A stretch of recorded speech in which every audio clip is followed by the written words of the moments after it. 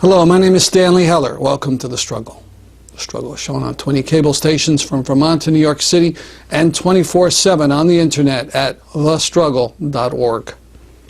Today we're privileged to show part one of a talk by Ann Wright, who took part in the Gaza Freedom Flotilla, the ships that were brutally attacked by Israeli commandos.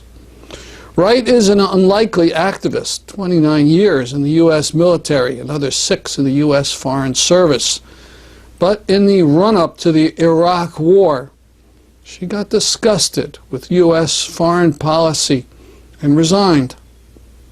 Now she's frequently at demonstrations and rallies. She's been to Gaza several times and on the Gaza Freedom Flotilla.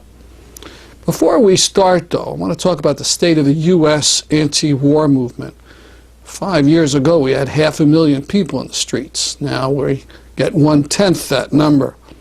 Once again, people were fooled by the promises of the Democratic Party for change. But it's clear that Obama is a war president.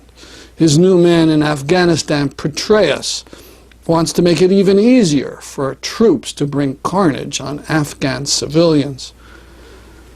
We've got to get people in the streets again in massive numbers, and we need to build a new national anti-war coalition. People will be coming together at the end of July in Albany, New York, to discuss this problem. A weekend meeting called the National Conference to Bring the Troops Home Now. It's open to everyone, one person, one vote. We've got to make sure the conference has strong language supporting the fight against Israeli apartheid, which is not only oppressing Palestinians, but pressing to get your sons and daughters into war against Iran.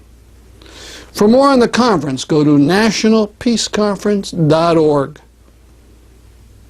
Now to Hartford, Connecticut, and retired Colonel Ann Wright. She spoke to a packed house at Real Artways in an event sponsored by the Yukon radio station WHUS.